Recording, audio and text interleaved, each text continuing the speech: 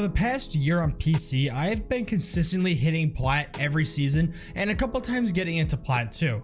I'm going to give you guys some of my tips on how I managed to get Plat every season. Even if you're a higher rank than Plat and you're watching this, you still may learn something, so make sure you stick around for the whole video. Story time. You come home from school or work on a beautiful day and hop on your gaming platform of choice. Boot up Siege and tell the squad to get on because today is the new season of Siege. You load up the game and are greeted with the new menu screen showing off the newest operators Ubisoft made. This season will be different. You and the squad are going to do amazing, and this might just be the season that you hit platinum rank for the very first time. But some things are holding you back. You haven't been practicing your mechanical skills, you haven't tried to learn any new strategies, and you're still playing the game wrong. By the time the season ends, you're down in Gold 3 and mad at the game. You show no improvement. You're pissed off and say that the next season will be the season you hit Plat. But unless you want to end up in the same spot, you're going to have to make some changes. Welcome to the SirJeppy Show. I'm going to start off the video with a tip that is probably one of the best things you can do for yourself. You need to record every game that you go into and watch yourself play. I've met so many people that say it's never their fault that they don't rank up and it's always their teammates' fault. Now I know that a bad team can hurt you, but you need to get rid of that mindset. You could actually be the weakest link on the team and not even know it. Sure, you could be getting some good kills, but if you're not communicating or helping with their strategies, you are the worst player on the team, and if you lose, it's just as much as your fault as it is your teammates. Believe it or not, I actually watch a decent amount of my matches I've played, and I don't always go for the matches I did really well in either. I like to watch matches I did bad in to see where I went wrong. Was I being too aggressive, not communicating with the team, or making stupid plays? It's so easy to judge your team and say they're trash or blame a death or match on them, but if you were to look back at a recording of your gameplay, you may find that it was actually your fault all along, and now you know how to identify when you're doing something wrong.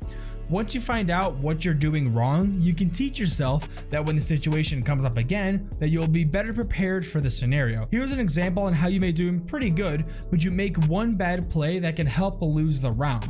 Say you're attacking and you're doing pretty good and you already got 3 kills. It's down to 2v1, there's you and then a teammate that's left who has to plant the diffuser. There's 15 seconds left in the round. Now instead of holding a tight angle on the doorway leading into sight, you decide to push up into the doorway because a teammate called out that the last defender is about to come into sight.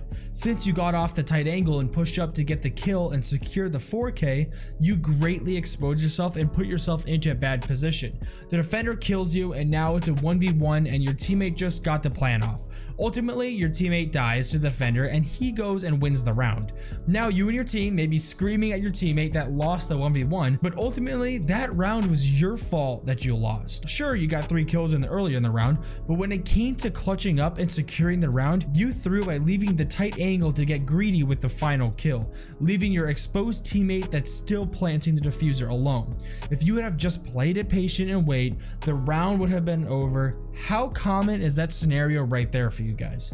Another tip I want to give you guys is you need to spend way more time in T-Hunt. That one is obviously a given. Since Siege is a game where you have long periods of time in between gunfights, it takes a long time to master each weapon. In a game like Call of Duty, you're getting in a gunfight like every 10 seconds, so it's much easier to get better at the game from repetition. But when you go into T-Hunt in Siege, you need to go in with a mindset on what you want to work on to get better.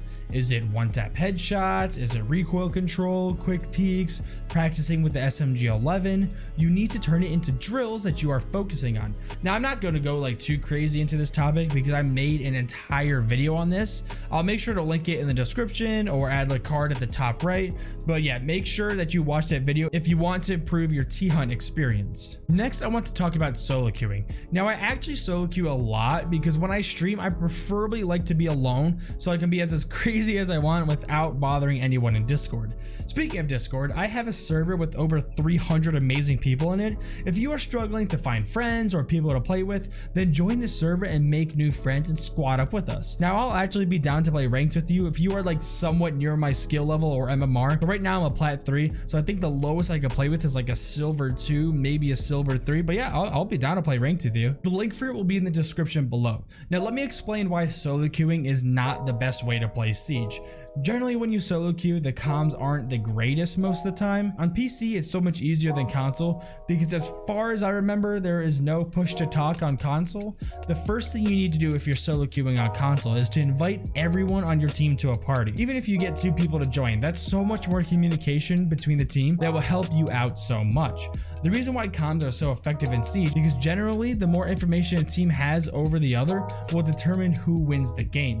Some examples of that are callouts that directly lead to an enemy getting killed, callouts on where Val cameras are or where other gadgets are so your team can properly deal with them, or refragging your teammates that just died. Now when a teammate dies, instead of raging and screaming, they need to immediately tell the team who it was, where they are, and how much health the enemy has left. That way, if a teammate is nearby, they can quickly kill the enemy because the information game is on your side. They can make the decision whether it's too risky or go ahead and push the enemy while they may be reloading or relocating to a new spot and not ready for another gunfight. Honestly guys, the more you communicate, the better. Say which doorway you're holding an angle on, where you plan on roaming, what walls you're going to reinforce. Callouts just don't have to be about where the enemies are. Okay, another thing I want to talk about is that you need to improve your flexibility on roles. Guys, I get it. Everyone likes fragging out with Ash and getting a ton of kills, but you may not be the best fragger on the team and could be better utilized as a sweet support player. Support in Siege is much more important than fragging operators in my opinion. Once you find a nice 5-stack to play ranked in, it shouldn't take long to see who the better performing players are.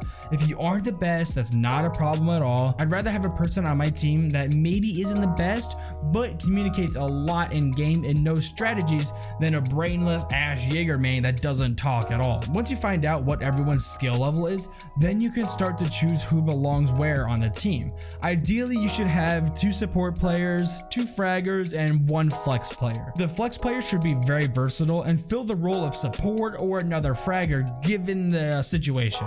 But honestly guys, that doesn't mean that the best player of the squad should never play support. For example, Ace is a perfect operator that can fill the role of support and fragger. He can obviously open up walls from a distance, he can throw down smoke grenades, which is also a support role, and he can frag out with the AK-12 with the good ACOG, and he has a lot going for him. Now I love to play Ace for that exact reason.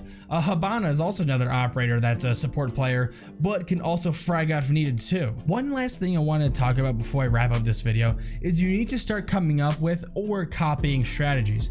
I can't even begin to tell you guys how satisfying it is to quickly come up with a strategy with your squad, implement it into a ranked game, and winning a round because of it. It feels so rewarding to beat enemies simply because you had the bigger brains that game. For example, I just found out a really sweet setup for the reading fireplace site on Cafe that I honestly like more than defending top floor. I queued up with the Senator and some other buddies of mine, and we dominated this team twice that game defending reading since it went into overtime. Of course, I accidentally deleted the footage because I suck and I'm a terrible content creator, but man did it feel good. Also, another one of my favorite strategies is defending server stairs as smoke on bank. It is such a hard position to clear if you have the hatch reinforced, 2 or 3 of Jaeger's ADSs on the doorway, a deployable shield, someone watching below in server for a tunnel push, and 3 of your trusty toxic babes to hold off the defenders. Once you guys start to implement some of these super cool strategies into your setups, it'll make ranked a whole lot more fun. There's also an insane amount of strategy involved with attacking as well. A lot needs to happen right for an attack to go well in Siege, and the higher your rank gets, the more strategy needs to be involved when attacking because the defense setups get more and more complicated to deal with as well. Say the objective is in the basement or on the first floor where there is a second floor above. You need to talk with your team and formulate a quick plan on how you're going to clear the second floor, secure the flanks, and play vertically to open up the floor below. You need to either have drones or air jabs, gridlock mines, or someone actively watching the flanks on the stairways. Say you're attacking kitchen on coastline. You need to communicate with your team that you guys are going to clear out the entire top floor. I'm talking billiards, I'm talking aqua, VIP, penthouse, hall of fame. All the second floor needs to be cleared out. Now you know that if you clear out the entire second floor, you and your team, there's only 2 ways that the defenders can come up and flank you. They can come up cool vibes or they can come up white stairs. Those are the only 2 ways the defenders can come up to flank you. So if you have air jabs down, or if you have someone watching it, or if you have a flank drone, you know that your back is secure, so now you can focus on destroying the floor below you, exposing the defenders from above. At the end of the day, guys, you need to have fun and enjoy the game. It's okay to get frustrated at times, but it's not okay to yell at your teammates and be mean to them. If they're having a bad game, don't scream at them. Give them tips on how to get better in a productive and nice way. Tell them what they can do to improve their game, because odds are they're wishing to get better at the game just like you. Well, that's all I got for you. Now it's your turn to tell me something. What rank are you right now, or what are some tips that you think I missed? You can let me know by leaving a comment down below. Now, if you did enjoy the video, make sure to leave a like and subscribe with notifications if you're new. Now, with all that being said, Jumpy out!